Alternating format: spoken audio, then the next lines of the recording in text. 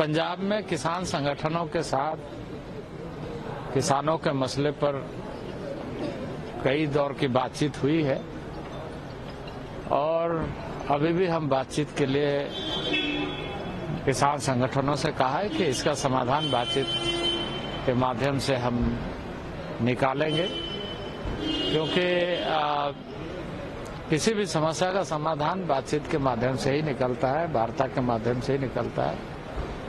और ये देश हम सबका है, हम सबको मिलकर के देश का समाधान निकालना चाहिए ऐसे समय में कि हर आदमी के लिए वो लाभदायी हो सके। तो मैं आशान्वित हूँ अभी भी कि हम सब मिलकर के इसका सारांश निकालेंगे और इसका समाधान होगा। उन्होंने दिल्ली मार्च 2 दिन के लिए स्थगित कर दिया और कहा है कि आपका जो वार्ता का प्रस्ताव है उस पर जो नेताओं ने कहा है कि वो आपका वार्ता का जो प्रस्ताव है उस पर किसानों से वो विचार विमर्श करें। नहीं, बिल्कुल।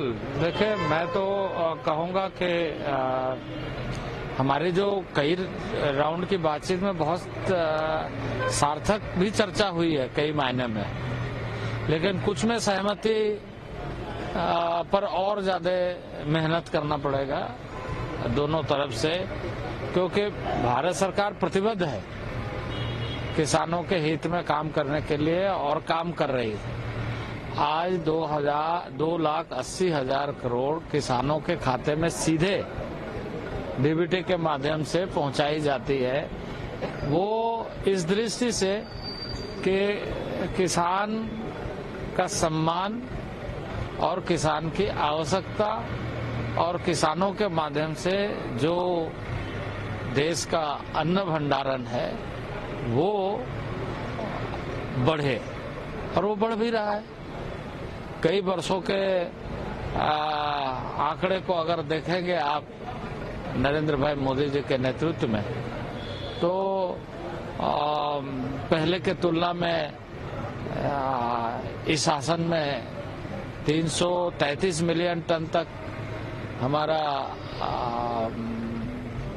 अनाज बढ़ा है। उसी तरीके से हमारे सब्जियों की खेती में, हॉर्टिकल्चर सेक्टर में बहुत अच्छा, यानी सभी सेक्टर में।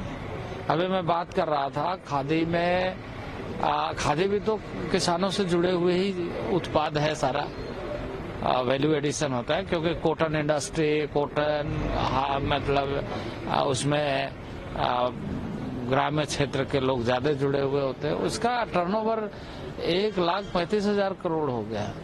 उसी तरीके से कई जो कृषि सेक्टर से जुड़े हुए एलाइड सेक्टर है उसमें अच्छी प्रगति हो रही और उसमें लोग जुड़े हुए हैं। तो सबों के इस एफर्ट्स को, सबों के इस प्रयास को जो नरेंद्र भाई मोदी के नेतृत्व में एक नया आधार मिला है, उसको हमें आगे बढ़ाना है और ऐसे कोई भी विषय आए उस पर हमें चर्चा करना है और चर्चा के माध्यम से समाधान निकालना। राकेश टिकैत ने भी कहा है कि वार्ता की जानी चाहिए। किसान नेता राकेश टिकैत ने बिल्कुल, हाँ, बिल्कुल मैंने ये कहा है। और मैं जब चौथे दौर की बातचीत हुई उस समय भी मैंने कहा कि आप बातचीत करके बताइए और फिर हम लोग चर्चा करेंगे। उन लोगों ने ये कहा था कि हम बाकी संगठनों से बातचीत करेंगे और फिर बताएंगे। तो ठीक है, उसमें हो सकता है उन्हें सहमति नहीं मिले वो अपने संगठनों के साथ, तो हम फिर से बात कर सकते हैं। नहीं, हिंसा मतलब आप देखिए, अब इस तरह की असामान्य स्थिति ना बने, शांति बनाए रखना चाहिए।